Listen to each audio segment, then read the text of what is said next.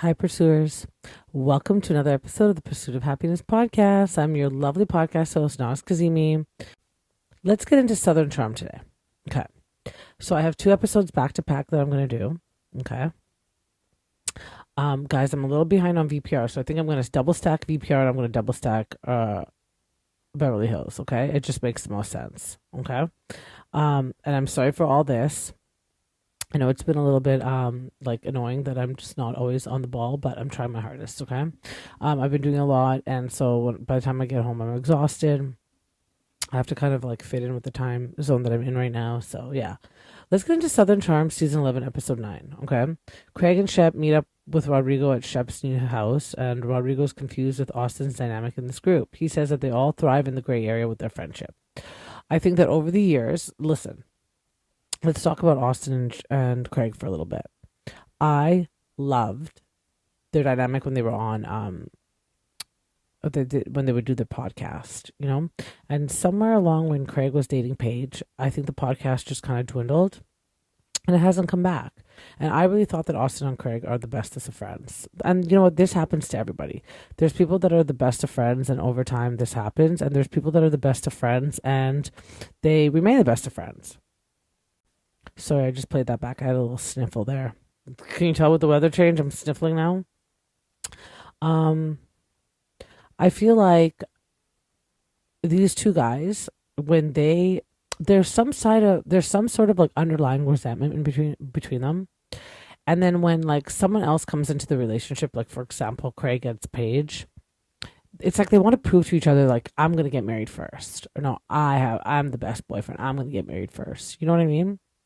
Because once Craig was with Paige, he kind of like, I feel like, left out Austen. Like he forgot to be a friend and a boyfriend, and that happens. How many times have you had a friend that gets into a relationship and then they forget that you even exist? You know? And you're like, wow, I used to be so close to her. And you know what? Dynamics always shift when people get into relationships anyways. But it's just like, your friends are not supposed to forget that you exist, right? And then depending how close of friends you are, typically what happens is now if you get into a relationship, your friend gets into a relationship, you're going to introduce your partners together. If you're lucky enough, you get into relationships with people that are also from the same friends group. So it kind of like helps, I've seen that happen as well. So I think that what happened is when Craig gets into a relationship, he forgets about Austen. And this leaves a bad taste in Austen's mouth. Because I've never seen Austen get into a relationship and forget about Craig. And like, I'm not trying to say anything bad about Austen. I also don't have a relationship, you guys. I get into relationships and I just don't want, I'm like, no, that's not the one. Austen gets into relationships, but he never thinks that it's the one. So he's okay with continually seeing his friends, etc., etc. He doesn't go in like 100%. He probably goes in like 70%, Whereas you see Craig goes in 100%. He dives right in. He wants the white picket fence. He wants the all-American dream. He wants the wife. He wants the kids. So he will put his friends to the side and forget. And, obviously Austen's not going to like that. That's his best friend. And so he's like, okay, great. Now I'm swept under the rug again. When I get into relationships, I never do this to Craig. But Craig, every time he gets into a relationship, he does it to me. I feel like that is part of the underlying resentment that comes when it's these two guys. And then when Craig does leave his friendships, his relationships, and he wants to come back and be in the group with Austen and Shep, Shep doesn't really care. Shep's kind of been doing his own thing. So he's like, oh, welcome back. But to Austen, it's like he's heartbroken, and as he should be, like, that's his friend. But I feel like the way that Austen's handling it doesn't make him look the best. And this is where he starts to lose the audience, because at the beginning of the season I was all for Austen, but now that I'm seeing his behavior and the way he's reacting to it, because the only thing you can control is your reaction, I'm starting to see that Austen doesn't have the best reaction to things, hence why he always ends up being the bad guy. And yeah, they do live in a gray area. It can never just be like it's like this or like this. It's like their communication is so vague. They never actually get to the point of what's bothering them, They just, as we've seen in previous episodes, like snip bit at each other and like throw digs, and and they assume the other person's supposed to know what they're saying. It doesn't always work that way. Um, the whole group right now, and back to what I was saying, agrees that it's Austen that's like, creating these landmines around him, and then when he steps on one, he wonders where this came from. And so that goes back to me saying like it's just more of his communication. I think that Austen typically is in the right. I just wish that he could communicate it more clearly. And who cares? Be vulnerable. That's your best friend. Obviously, you're hurt. This doesn't come from a place of anger. This comes from a place of hurt from both of them. And I think that the lack of communication, like they do, and they do communicate sometimes, and then I'm sorry, I felt like this, but like they never actually get to the actual reason. It's kind of like it's a sugar coated version of the reason why they're upset. Madison meets up with Venita for petties and Venita expresses how she misses Salley, but sometimes Salley makes these comments which are so triggering, which Venita has to walk away from. I think this is also, I really do like Venita. I know that she's not the most favorite on the bloggers and the podcasters and the Bravo fans, but I do like her. And I think that Venita is great at communicating. She is. She's really good at communicating with people that she doesn't like. I think when it comes to people that she loves and she holds dear to her, she really watches her words, which also works against her because she's not being as transparent or as candid as she's in other situations. But I feel like when it comes to the people that are the closest to her, that's when she needs to be even more honest than she is to people that she hates.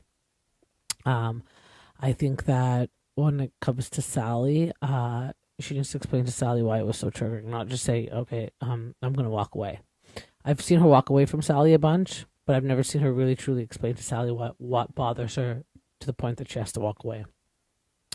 But she does miss Salley, and Madison thinks that they should go talk to each other because Salley feels the same way, and they shouldn't get into a fight over a guy, especially Craig, since Sally's not with him anymore, or like not being friends with them at the moment, which I find is another whole dynamic that I find so interesting. Like, Salley, what is wrong with you? The guy said he doesn't like you. He didn't say that he doesn't like want to date you or sleep with you. He didn't say that he doesn't like you. Like, you guys are still friends. You guys still bought chickens together. Why are you making it so awkward? But then again, have you ever seen a situation where someone falls for somebody else? They express their feelings. That person says, I'm not into you that way. And then that friendship continuing on. No, it's so impossible. And the reason that Salley is continuing to act this way is so obvious. She still has feelings for Craig. Let's go back to Angelica with Jason. Still has feelings. Still upset that she was rejected. So they act out this way. So Salley meets with her family to see her newborn niece. She says that they were raised traditionally and they go to church every Sunday. She's sad she doesn't have a man, but she feels like she has the career, the house, etc. And since her and Craig went and got the chickens, and now her and Craig are not talking, she hates the chickens. She wants to give them to Craig.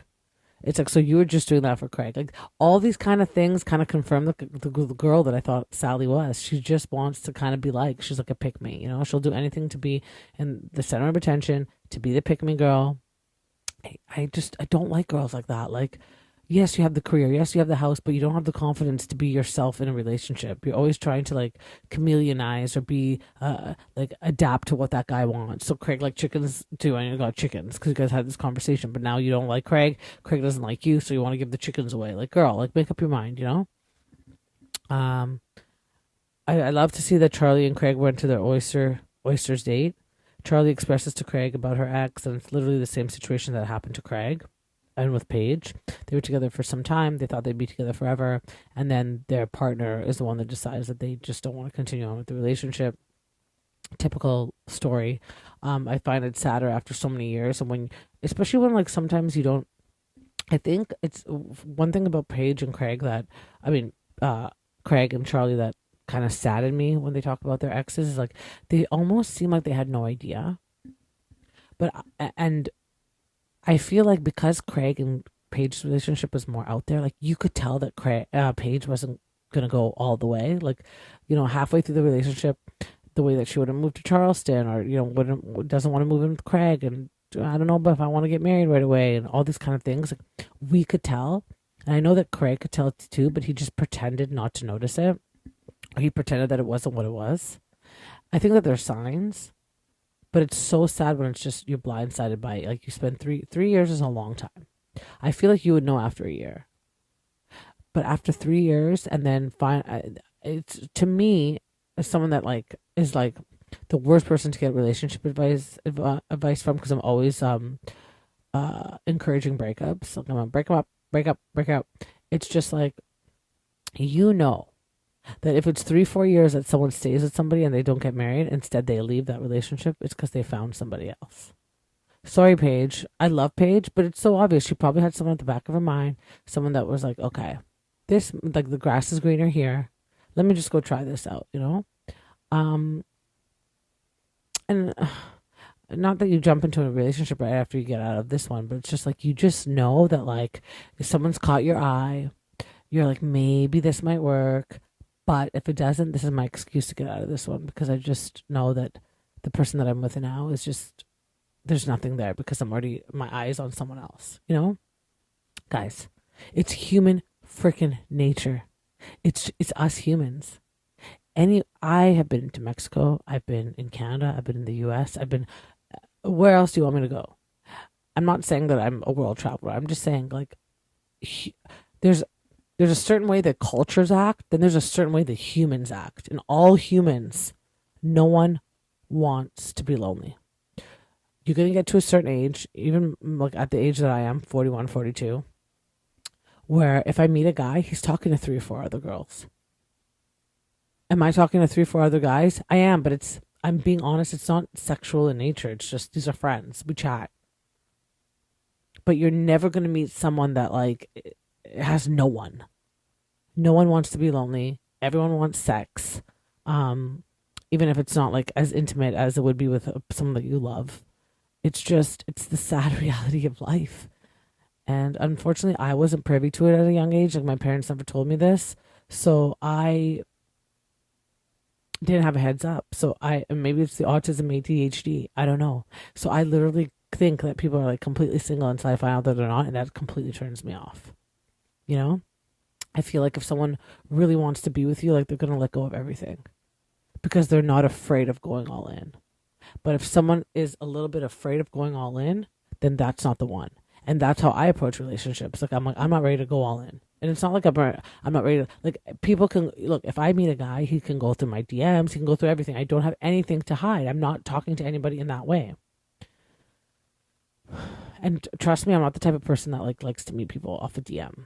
Okay? My text messages might be worse. Okay? But, like, I'm telling you right now, go through my text messages. Like, I have nobody. Like, there's no one on the side. I don't have, like, a roster, you know? But that's me, because I want to go into a relationship like that. So I'm kind of prepping myself so that if I find someone and that gets to that point, which, by the way, if it gets to that point, that would be sad. That's, like, really bad. But if it gets to that point, I have nothing to hide. You know what I'm saying? And because that's what I would expect from a partner. But you're not going to find that.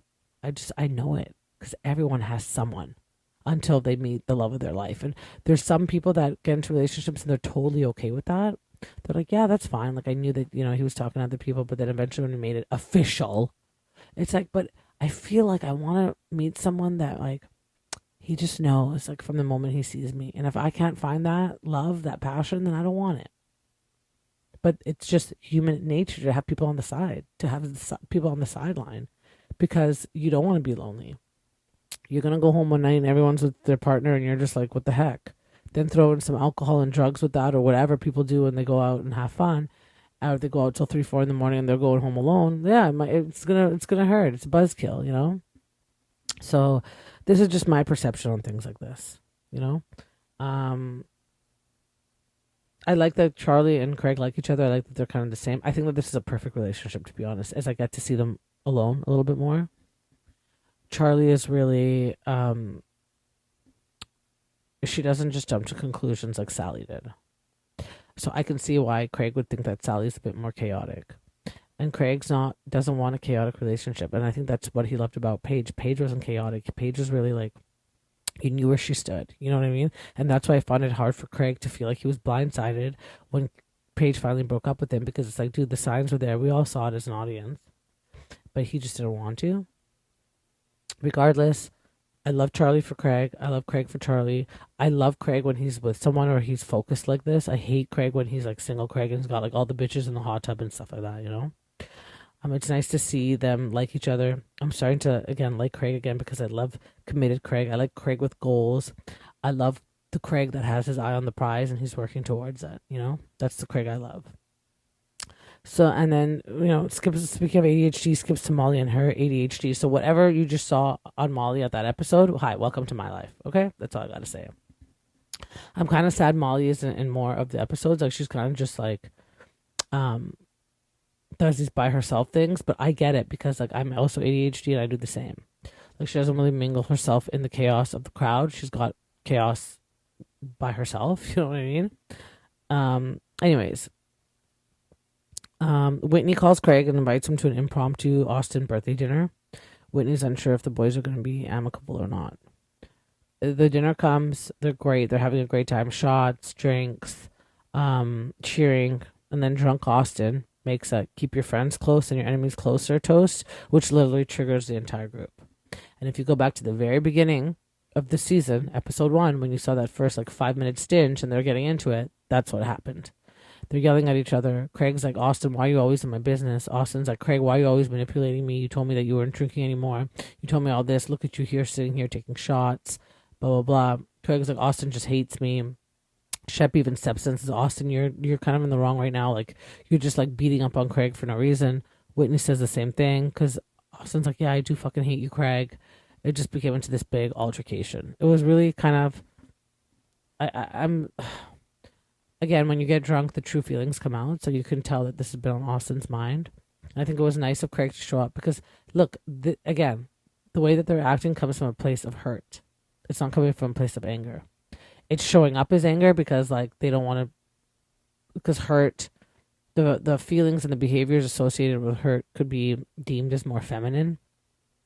So instead, they act out in a more aggressive way because aggression typically is more masculine, and these are men. These are are they really boys to men or are they still boys? But these are boys that have turned into men, and this is how they mask their feelings, or this is how they show their feelings. They don't show it femininely, vulnerably. They show it masculinely, aggressively. So I feel like this is kind of where they're stuck at the moment. Does that make sense? Now we get into episode 10. Whitner is planning a weekend trip to Itchy Grass Farms, which is his family's farms. And he meets up with Shep, and he's kind of just and Shep is just running him past Austen's birthday dinner, explaining how kind of it went sideways. And that's kind of sad because this group, has always been the three of them. I remember, of the four of them, let's say, I remember Whitney, I remember Shep, I remember Craig. I think Austen came in a few seasons later, but it's always kind of been these guys, and I've seen growth from Shep. Maybe not with the ladies, but they're not focusing on Shep's relationships this season. They're focusing on just Shep as a person. Shep has a life. Shep does things. Shep gets a new house. Shep rents out his old house. Shep has become a better friend. He's there for his friends. I think that's growth. Whitney, you don't really see much of. He's kind of just where it needs to be, as Carlos King would say, the force multiplier. He's just kind of there to keep everyone together and bring them together when he knows it's falling apart. Plus, he's the executive producer, so they kind of need him to bring everything together when needed. But yeah, it's sad to see. It's sad to see, and Whitner's new to the group, and okay, and this is what I heard. And this is what I think. I'm not too sure why everyone's so focused on Craig and Austen, of the girls, when you have Whitner, who's like the perfect cat. She's a lawyer. He's down to earth. I don't understand. Anyways, Whitney, executive producer Whitney, fills in Patricia on the night before, and he explains that the night before is one of the worst that he's seen in 11 years. He's seen some bad nights, but this is one of the worst. And he says that Austen is the one that's being unreasonable, which is exactly what Shep said to Austen at the bar. He said, Austen, you're the one that's kind of being unreasonable right now. What you're asking for just doesn't make sense of Craig, And I think what it really comes down to is just Austen's not being forthcoming on what's really pissing him off, I wish Austen would just say, listen, every time you get a girlfriend, you push me out and then you come back as if nothing's happened. That's not fair. You can't just pretend that like I don't exist, and then pretend that you're like a better person than me when you're in a relationship, and then all of a sudden the relationship ends, and like and all the things that you would say about me and make me seem like a bad person, you just kind of forget. Like that's not fair, and I agree with that, but it doesn't come out as that, you know. So because Austen really feels alone, he reaches out to Madison. He feels like he has no support, no one else. Everyone's kind of saying that he's the problem. And although you know that Madison kind of agrees the same thing, like just like how she was saying, like we all know that Austen's not going to be with Audrey. Only Audrey doesn't know. Madison knows Austen the best. But with that being said, if Austen calls her for advice, she's not going to bash him. Like how perhaps Craig would. So and perhaps how. And not that Craig would, to be honest, but like maybe Craig's just angry, so he says these things out of spite, and he just doesn't want Craig to know some personal details, because that's the bad thing about Craig. When he gets angry, he says things out of spite. Craig also has no energy for Austen. He has Charley to focus on at the moment, so they have their own kind of things to focus on. There's a scene, now this is episode 10, sorry, as I mentioned. Molly and Salley used to work together in Republic, which I never knew. I never really watched that show. Southern Hospitality, it's a bit boring for me. They used to work at Republic, text every day. They go to a spa appointment, and at the spa appointment, they both agree that Venita was the one that was trying to pin them against each other, which again is sad to hear Salley talking behind Venita's back after like she was so upset that Venita, This is the thing with Salley.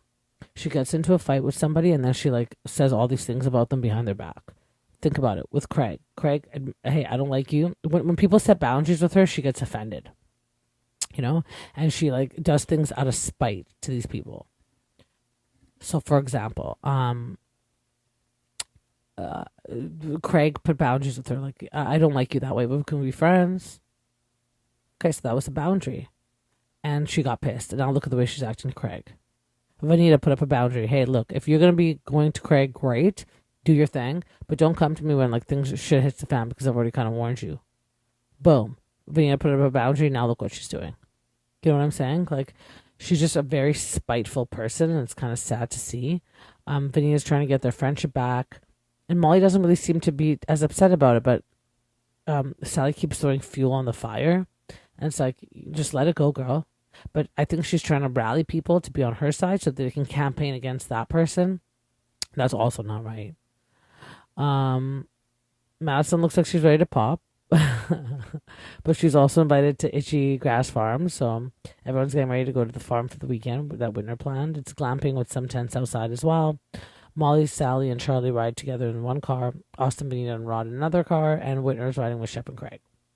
While they're in the car, though, Salley tells Charley that Craig is telling the guys that Charley's going to fall in love with him because he's the greatest, and like he hopes that like she's going to fall in love with me, and like I'm just not ready to be with a girl, and all these kind of things. I personally have never heard Craig say that. I don't know where that would come from. But Molly, Molly kind of knows. Molly actually says she loves Salley, but Sally's like a fucking jealous psycho, and I agree. I knew that the moment that I heard Salley saying this, that it's coming from a place that she doesn't want Charley to be with Craig, and she also wants Charley to kind of like ditch Craig, and now they're going to be against Craig. All because Craig didn't want Salley. And it's like, listen, Molly clocked it a couple episodes ago. So when you liked Craig, he was perfect, he was great. But now that Craig doesn't like you in that way, he sucks. He's this guy that talks shit behind people's backs. Come on. And the source, Shep. I'm sorry. As much as I think Shep has grown, when has Shep been the best reliable source? He's a drunk. Have you seen his relationship with women? So, and if Salley and Craig are friends, why not just go straight to Craig? Hey, Craig, I've been hearing this. Is this true? Because Charlie's my best friend. What the hell? Because they're supposed to still be friends. Craig never said he doesn't want to be friends with Salley. He said, I don't like you in that way. So he doesn't want to like pursue anything more or make Salley lead Salley on, I don't know why Salley has kind of have this vendetta all of a sudden against him. In Austen's car, he tells Venita and Rod that he broke it off with Audrey. And it's the first relationship that he's broken off, but he's actually loved the person, and he feels like something's missing.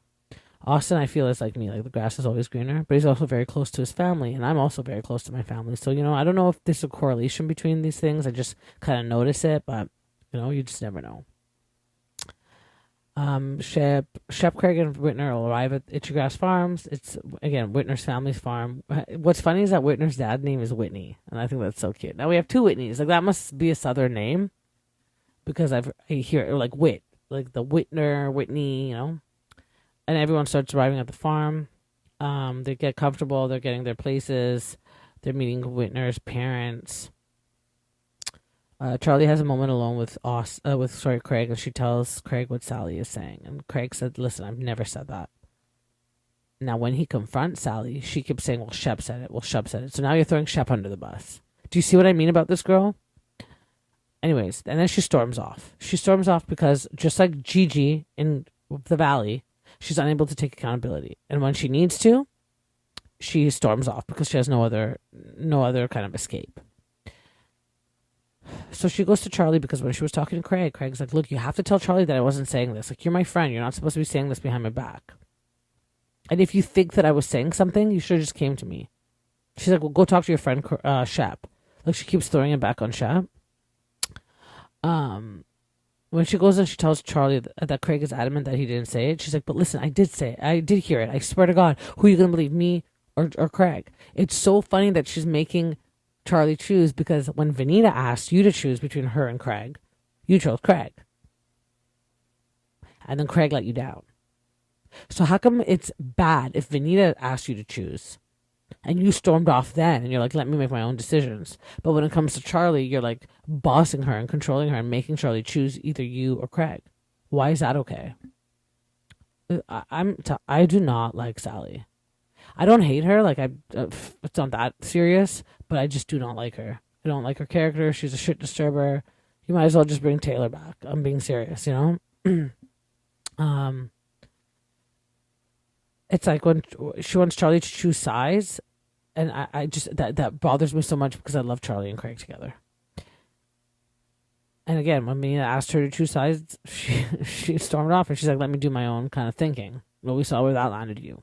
And that's okay. Venita was okay with that. She's like, "Do it, but then don't come crying to me." Maybe that was Venita's fault, but we're kind of leaving.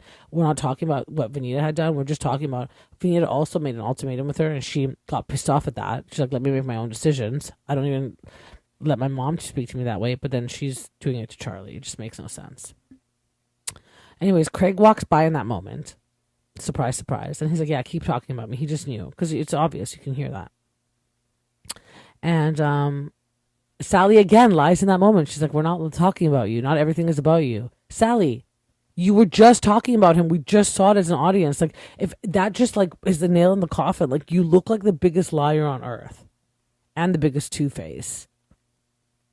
Like, what the heck? Like, I can't, like, you literally just got busted red-handed. And I can't believe Molly and Charley didn't clock him. They're like, she literally just lied to Craig in front of his face. Imagine the things that she can do behind people's backs. I think this is why Molly keeps her distance. It's not because of the Venita thing. It's because the Venita thing was so innocent. It's because Salley made it so big. And then Sally's taking it back and throwing it on Venita. And then even Charley says, she's like, "I really want to believe what Sally's saying, and it's coming from a place of like looking out for me." But she's like, "I just don't know," because she also knows how Salley is. And that sucks. There's only two things I can blame for this happening to this friend group. One is it must be shitty coming from a small town. Look, I come from a big city and like 6 degrees of separation. At this point in my life, when I meet somebody, they've either know somebody that I know or they've dated somebody that I know. You can't escape it. Like, if you're going to get married to somebody, they're going to be like, "Oh, I know that person. He dated my friend," or "She dated my friend. She dated my cousin. She dated it." It's disgusting. It's like incestuous at this point. And Vancouver's a big city, hence why I moved. I want to get out of the incestuous pool.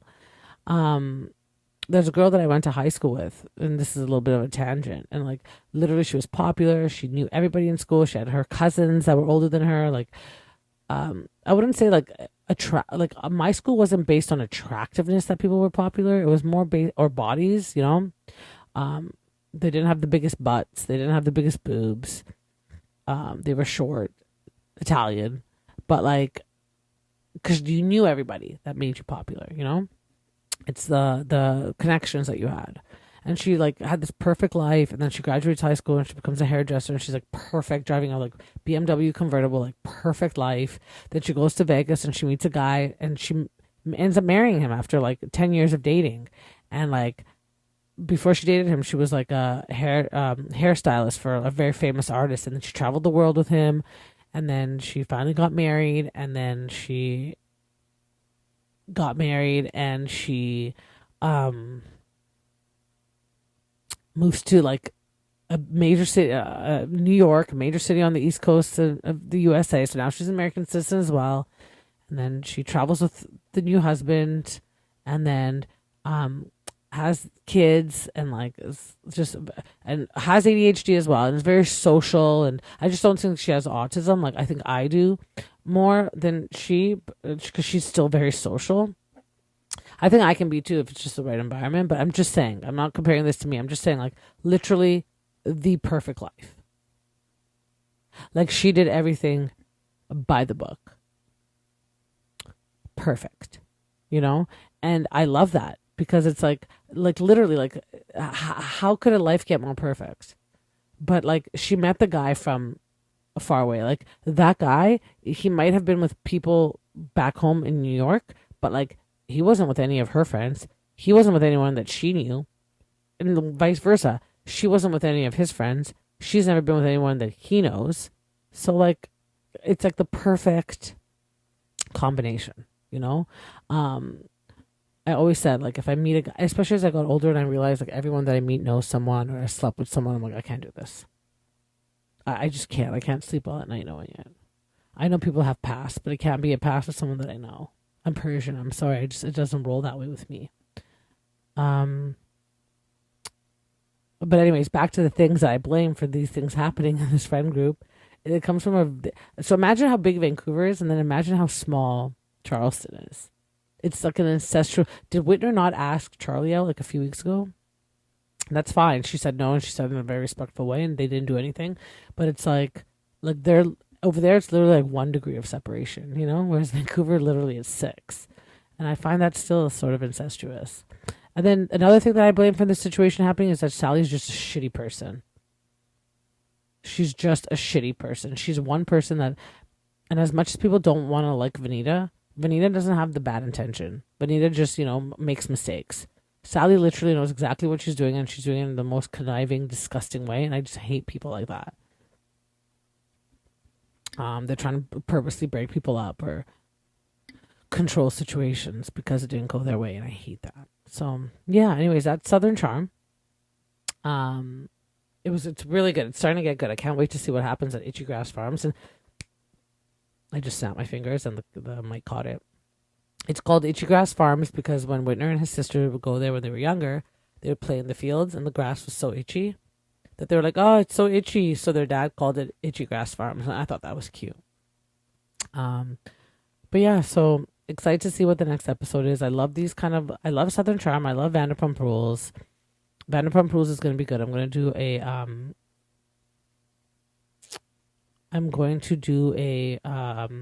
recap on that one very shortly. I think I might blend it with the Real Housewives of Beverly Hills one. Like do that at the beginning of the new Beverly Hills. Or maybe even do VPR on its own because it's just been so good. Like there's just so much to chat about when it comes to VPR. But I love it when it's like the younger crowd. And the younger crowd shows, they don't call it the Real Housewives. They call it like Southern Charm or Vanderpump Rules. And I like that it has a mixture of the boys and the girls because like Housewives can be just like solely the women, besides like, for example, like Jersey, where like you had the men involved a lot more. Which by the way, I'm wondering what's happened with Jersey. I heard that a total side note, but I heard that they're kind of like figuring it out. Andy has said that they're starting to figure it out. So that's kind of nice to hear. But yeah, love Southern Charm. You know what I really want to come back? Southern Charm, New Orleans, as the Americans say it. That was a good one. Remember that one? Frig, I really want that one to come back, but I don't know if it will. It was just so good. I think it's because that football player guy that was dating Regan. All I remember was Regan, and that football player, and he became all like he had the mental illness and stuff, and he didn't want kids or he couldn't have kids. I don't know, something like that. I think something happened with him that it got canceled, but that was a good one. But I love Southern Charm. Oh, Summer House. Oh, maybe I'll do VPR with Summer House. I'll do a recap of them two together. I'm just waiting for that episode to come out, because if I do 2 shows, it's good, and you guys will stick with me. But even me, when I'm starting to recap 3 shows in one episode, like I start to like even myself lose focus. But see, Summer House is another good one. And even though the first episode came out, everyone's ranting and raving about how this season is going to be one of the best. You could just tell by the previews. It's going to be so exciting. I love, Summer House, Southern Charm, Vanderpump Rules. These are all shows that have the younger crowd in them, but they don't call it the Real Housewives. It's still a Bravo show. And The Valley's coming out. I saw some episodes for the original Valley, not the Persian style, but the Valley. So that's going to be exciting. So many shows coming out. Oh my God. Hopefully I can keep up. It sure does keep me busy. I love it. Hope you guys enjoy it just as much as I do. I'm going to leave it here, pursuers, but please don't forget to subscribe, like, share the podcast, leave comments. I appreciate it. I appreciate you, and I'll see you next time.